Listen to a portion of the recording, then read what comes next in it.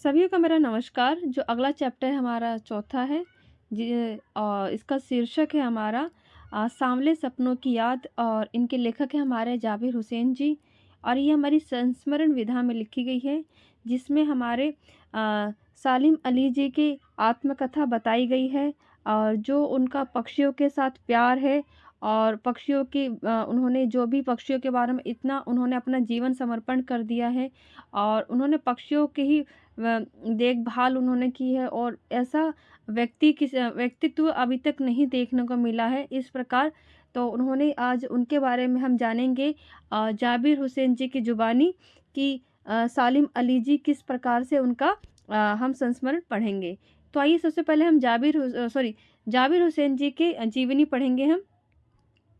तो जाबिर हुसैन जी का जन्म 1945 में गांव नौनही राजगीर जिला नालंदा बिहार में हुआ था। वह अंग्रेजी भाषा और साहित्य के प्राध्यापक मतलब टीचर रहे वो, और सक्रिय राजनीति में भाग लेते हुए 1977 में मुंगेर से बिहार विधानसभा के सदस्य निर्वाचित हुए और मंत्री बने। और क्या बने वो? मंत्री बने। जो हमारे जाबिर हुसैन जी क्या मंत्री भी रहे और 1995 से बिहार विधान परिषद से सभापति भी रहे। क्या रहे? सभापति रहे बिहार के। जाबिर हुसैन हिंदी, उर्दू, अंग्रेजी तीनों भाषाओं में समान अधिकार साथ लेखन करते थे। मतलब तीनों भाषाओं में लेखन करते थे। उनकी रचना तीनों भाषाओं में देखने को मिल सकती है। उनकी हिंदी रचनाओं में जो अभी रचनाएं हैंगी, इनकी सारी जो आपको डार्क गाढ़े रंग में नजर आ रही है, जो आगे है डोला बीबी का मंजार, अतीत का चेहरा, लोगा और एक नदी रेत भरी, ये प्रमुख इनकी रचनाएं हैं। तो अपने लंबे राजनीतिक सामाजिक जीवन के अनुभवों में उपस्थित आम आदमी के संघर्षों को उन्होंने अपने साहित्य में प्रकट किया। संघर्षरत आम आदमी और विशिष्ट व्यक्तियों पर लिखी गई उनकी डायरियां चर्चित प्रशंसित हुई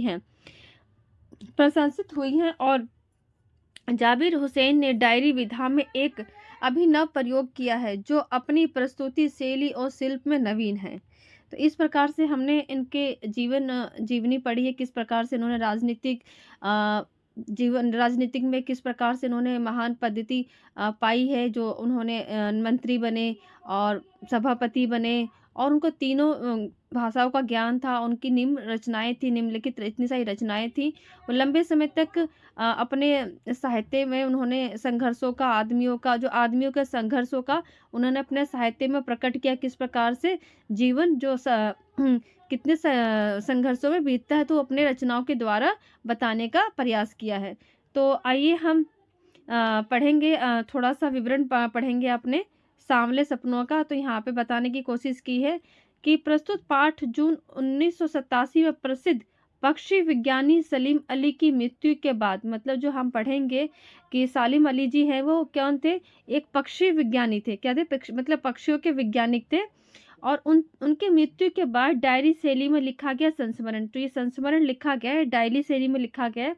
और सालिम अली की मृत्यु से उत्पन्न दुख और अवसाद को लेखक ने सांवले सपनों की याद में के रूप में व्यक्त किया। मतलब जो उनकी याद, उनका दुख जो प्रकट हो रहा था जाबिर हुसैन जी, तो उसको सांवले सपनों की याद के रूप में व्यक्त किया है। तो सालिम अली का संस्मरण करते हुए लेखक ने उनका व्यक्ति चित्र प्रस्तुत किया, उनका पूरा व्यक्तित्व बताया है। यहाँ भाषा की रवानी और अभिव्यक्ति की शैली दिल को छू जाती है। तो आइए हम पाठ के माध्यम से जानेंगे कि हमारे जाबिर हुसैन जी किस प्रकार से हमारे सालिम अली के बारे में बताना चाहते हैं। तो आइए हम पाठ पढ़ते हैं। तो ये हमारा पाठ यहाँ से स्टार्ट होता है। सांवले सपनों की याद। सुनहरे परिंदों की खूबसूरत पंखों पर सवार सांवले सपनों का एक हुजूम मौत की खामोश वादी की तरफ अग्रसर हो रहा था। और हुजूम मतलब होता है यहाँ पर आपका, हुजूम मतलब होता है जन समूह, मतलब भीड़। ठीक है, कि मतलब कि जो उनका वो धीरे धीरे क्या मृत्यु की तरफ बढ़ रहे थे। कोई रोक टोक सके ये संभव है? कहाँ संभव है? क्या कि किसी की मृत्यु को कोई रोक सकता है? कोई ये संभव नहीं है। इस हुजूम मतलब इस भीड़ में आगे आगे चल रहे थे सालिम अली क्या करते? मतलब अब सबकी मृत्यु निश्चित है, तो ये कहना चाहते हैं आगे आगे चल रहे थे सालिम अली अपने कंधों पर सैलानियों की तरह अपनी अंतहीन सफ़र का बोझा उठाए, लेकिन ये सफ़र पिछले तमाम सफ़रों से भिन्न है। मतलब बाकियों के सफ़रों से ये सफ़र भिन्न है। भीड़-भाड़ की ज़िंदगी और तनाव के माहौल से सालिम अली यह आखिरी पलायन मतलब होता है जैसे दूसरी जगह जाने पे, जब दूसरी जगह जाते हैं उसे पलायन कहा जाता है, ठीक है? यहाँ लिखा ना आखिरी पलायन, मतलब पलायन का मतलब होता है दूसरी जगह जाना। अब तो उस वन पक्षी की तरह प्रकृति में विलीन हो रहे हैं। मतलब क्या, प्रकृति में विलीन हो रहे हैं। तब जब कोई व्यक्ति मर जाता है तो क्या होता है, वो मिट्टी में मिल जाता है, मतलब प्रकृति में विलीन हो रहे हैं। वो जिंदगी की आखिरी गीत गाने के बाद मौत को गोद में जा बसा हो, मतलब कि गोद में जाके बसा हो। कोई अपने जिस्म की हरारत मतलब होता है गर्मी, ऊष्मा, जिस्म की हरारत और दिल की धड़कन देकर भी उसे लौटाना चाहे तो वह पक्षी अपने सपनों का गीत दोबारा कैसे ला सकता है। मतलब जो व्यक्ति चला जाता तो उसको दोबारा नहीं ला सकते हम। मुझे नहीं लगता कोई इस सोए हुए पक्षी को जगाना चाहे। तो वर्षों पूर्व खुद सालिम अली ने कहा था कि लोग पक्षियों को आदमी की नज़र से देखना चाहते हैं, ये उनकी भूल है। ठीक उसी तरह जैसे जंगलों और पहाड़ों, झरनों और आबसारों मतलब होता है झरना, आबसारों मतलब होता है झरना, ठीक है? ये रहा। आबसारों मतलब झरना को प्रकृति की नज़र से नहीं मतलब प्रकृति की नज़र से नहीं, आदमी की नज़र से देखने को उत्सुक रहते हैं। भला कोई आदमी अपने कानों से पक्षियों की आवाज़ का मधुर संगीत सुनकर अपने भीतर रोमांच सोता हुआ फूटता महसूस कर सकता है। एहसास की ऐसी ही ऊबड़-खाबड़ ज़मीन पर जन्मे मिथक का नाम है सालिम अली। तो पता नहीं इतिहास में कब कृष्ण ने वृंदावन में रास लीला रची थी और शौक गोपियों को अपनी शरारतों का निशाना बनाया था। कब माखन के भरे भांडे फोड़े थे और आगे देखेंगे, और दूध छाली से अपने मुंह भरे थे। कब वाटिका में छोटे छोटे किंतु घने पेड़ों की छाया में विश्राम किया था। कब दिल की धड़कनों को एकदम तेज करने वाले अंदाज में बंसी बजाई थी। मतलब तेज की धड़कनों को तेज करने वाली अंदाज में क्या बंसी बजाई थी। और पता नहीं कब वृंदावन की पूरी दुनिया संगीत में हो गई। पता नहीं ये सब कब हुआ, लेकिन कोई आज भी वृंदावन जाए तो नदी का सांवला पानी उसे पूरी घटना क्रम से याद दिला देगा। मतलब कहते हैं कि वृंदावन में अगर जाएं तो यमुना नदी पे पहुंचते ही वो पूरी घटना हमें याद दिला देगा। हर सुबह सूरज निकलने से पहले जब पतली गलियों से उत्साह से भरी भीड़ नदी की ओर बढ़ती है तो लगता है कि जैसे उस भीड़ को चीर कर अचानक कोई सामने आएगा और बंसी की आवाज़ पर सब किसी के कदम थम जाएंगे। हर शाम सूरज ढलने से पहले जब वाटिका का माली सैलानियों को हिदायत देगा तो लगता है जैसे सब कुछ ही क्षण में वो कहाँ से आ टपकेगा और संगीत का जादू वाटिका के भरे पूरे माहौल पर छा जाएगा। वृंदावन कभी कृष्ण की बांसुरी के जादू से खाली हुआ है क्या? मिथकों की दुनिया में इस सवाल का जवाब तलाश करने से पहले एक नज़र कमजोर काया वाले उस व्यक्ति पर डाली जाए जिसे हम सालिम अली के नाम से जानते हैं। उम्र की सती तक मतलब 100 वर्ष तक सती तक पहुंचने में थोड़े ही दिन बचे हैं। मतलब उनको 100 वर्ष होने में थोड़े ही दिन बचे हैं। संभव लंबी यात्रा की थकान ने उनके शरीर को कमजोर कर दिया हो और कैंसर जैसी जानलेवा बीमारी उनकी मौत का कारण बनी हो, लेकिन अंतिम समय मौत तक उनकी आंखों से वो रोशनी छीनने में सफल नहीं हुए। मतलब जो उनकी आंखों में एक चमक थी पक्षियों के बारे में और एक संसार के बारे में, वो कोई नहीं छीन सकता। जो पक्षियों की तलाश और उनकी हिफाजत के प्रति समर्पित थी, मतलब जो उनको पक्षियों को बचाने सुरक्षित करने के लिए जो उनकी समर्पित थी, मतलब कि ऐसी उनकी आंखों में रौनक थी, वो कोई नहीं छीन सकता। सालिम अली की आंखें पर चढ़ी दूरबीन उनकी मौत के बाद भी तो उतरी थी, मतलब कहना कि उनकी मौत के बाद भी क्या उतरी थी।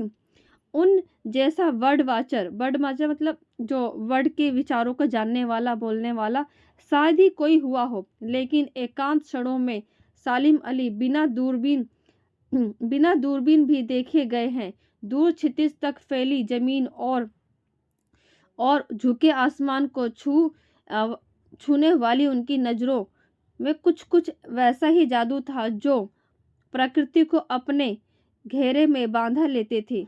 और लोगों सालिम अली उन लोगों में थे जो प्रकृति के प्रभाव में आने की बजाय प्रकृति को अपने प्रभाव में लाने के लायक कायल होते थे। उनके लिए प्रकृति में हर तरफ एक हंसती खेलती रहस्य भरी दुनिया पसरी थी। वह दुनिया उन्होंने बड़ी मेहनत से अपने लिए गढ़ी थी और उनके गढ़ने में और उनकी साथी तहमीना ने काफ़ी मदद पहुंचाई थी। तहमीना स्कूल के दिनों में उनकी सहपाठी थी और अपने लंबे रोमांचकारी जीवन में ढेर सारे अनुभवों के मालिक सालिम अली एक दिन केरल के साइलेंट वैली को रेगिस्तान हवा के झोंकों से बचाने का अनुरोध लेकर चौधरी चरण सिंह से मिले। वह प्रधानमंत्री थे। चौधरी चरण सिंह से मिले जो प्रधानमंत्री थे। चौधरी साहब गांव की मिट्टी पर पड़ने वाली पानी की पहली बूंद का असर जानने वाले नेता थे और पर्यावरण के संभावित खतरों का जो चित्र सालिम अली ने उनके सामने रखा उसने उनकी आंखों नम कर दी। मतलब जो उन्होंने प्रकृति के बारे में बताया सालिम अली जी ने, हमारे चौधरी चरण सिंह प्रधानमंत्री जो थे, तो उनकी आंखें कैसे हो गई, नम हो गई। आज सालिम अली नहीं है, चौधरी साहब भी नहीं है, कौन बचा है जो अब सौंधा माटी पर, मतलब सौंधा माटी जो माटी पे खुशबू आने लगती है ना, पानी गिरने पे, जो पहली बूंद पे जब मिट्टी पे पानी गिरता है तो स्मेल आती, खुशबू आती, सौंधी माटी पर उगी फसलों के बीच एक नए भारत की नींव रखने का संकल्प लेगा। कौन बचा है जो अब हिमालय और लद्दाख की बर्फीली जमीनों पर जीने वाले पक्षियों की वकालत करेगा। वो कहते हैं अब कौन बचा है कि जो पक्षियों की अब वकालत करेगा, कौन बचा है जो प्रकृति को या बर्फ से ढकी लद्दाख या हिमालय को कौन जानेगा, कौन उसकी सुरक्षा करेगा। सालिम अली ने अपनी आत्मकथा का नाम रखा था फॉल ऑफ ए स्पैरो। उनकी आत्मकथा का नाम था सालिम अली जी का फॉल ऑफ स्पैरो। मुझे याद आ गया कि डी.एच.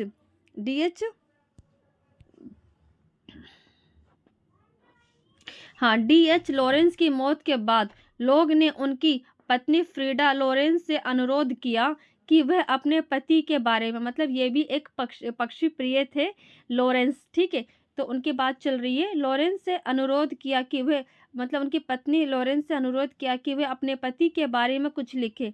फ्रीडा चाहती तो ढेर सारी बातें लॉरेंस के बारे में लिख सकती थी, लेकिन उसने कहा मेरे लिए लॉरेंस के बारे में कुछ लिखना असंभव सा है। मुझे मालूम होता है कि मेरी छत पर बैठने वाली गोरैया लॉरेंस के बारे में ढेर सारी बातें जानती है, मुझसे, आगे देखेंगे, मुझसे भी ज़्यादा मेरे, मतलब लॉरेंस जी के बारे में जानती है। वह सचमुच इतना खुला और सादा दिल आदमी था कि मुमकिन है कि लॉरेंस मेरे रगों में, मेरी हड्डियों में समाया है। मतलब पत्नी बताती है कि मेरे रगों में, मेरी हड्डियों में समाये हैं। लेकिन मेरे लिए कितना कठिन है उनके बारे में अपने अनुभव को शब्दों का जमा पहचानना। मुझे यकीन है कि मेरी छत पर बैठी गोरैया उसके बारे में और हम दोनों ही के बारे में मुझसे भी ज़्यादा जानकारी रखती है। मतलब कि वो कहती है जो मैं इतने उनके इतना जो शब्द है मेरे, क्योंकि उनके जो विचार है, जो उनका मेरे हड्डी और मेरे क्या कहते हैं रगों में बसा हुआ है, तो मैं अब शब्दों में नहीं उतार सकती, मगर जो मेरी छत पे गोरैया है वो मेरे और हम दोनों के बारे में बहुत कुछ जानती है। तो इस प्रकार से वो उनकी वाइफ बोलती है। तो जटिल प्राणियों के लिए सालिम अली हमेशा एक पहेली बने रहे।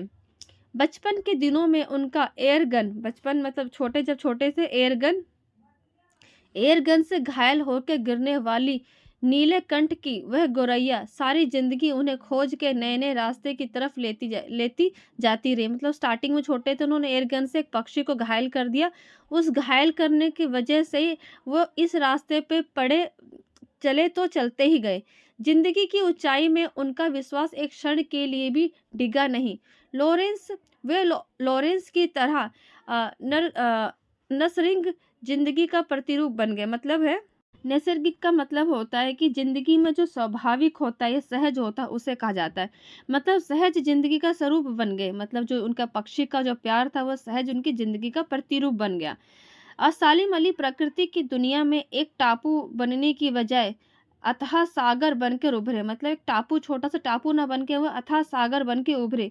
जो लोग उनके भ्रमणशील स्वभाव और उनकी यायावरी, मतलब जो घूमते रहते हैं उसे यायावरी कहते हैं, यायावरी से परिचित हैं, उन्हें मालूम होता है कि वो आज भी पक्षियों के सुराग में ही निकले हैं और बस अभी गले में लंबी दूरबीन लटकाए अपनी खोजपूर्ण नतीजों के साथ लौट आएंगे। मतलब कहते हैं कि जो उनको जानते पहचानते तो उनको अभी विश्वास नहीं हो रहा, उनको लगता है कि अभी भी वो पक्षियों की खोज में गए हैं, वो अभी आ जाएंगे। ठीक है, जब तक वो नहीं लौटते क्या उन्हें गया हुआ मान लिया जाएगा? मेरी आंखें नम हैं, सालिम अली तुम लौटोगे ना? तो इस प्रकार से यहाँ हमारे शब्द विराम लेते हैं, जो हमारे जाबिर हुसैन जी द्वारा लिखा गया बहुत ही सुंदर संस्मरण है, जो हमारे सालिम अली जी का एक संस्मरण बहुत सुंदर व्यक्तित्व किया गया। पक्षियों के प्रति उनका कितना लगाव प्यार था। तो इस प्रकार से आज हमारा चैप्टर ख़त्म हो जाता है। आप ऐसे पढ़ते रहे, आगे बढ़ते रहे और केवीएस की तैयारी जी जान से करें और मेरे चैनल को लाइक और सब्सक्राइब करें प्लीज़। और आप सब ध्यान से पढ़ते रहे। आप सबका दिन शुभ है। Thank you.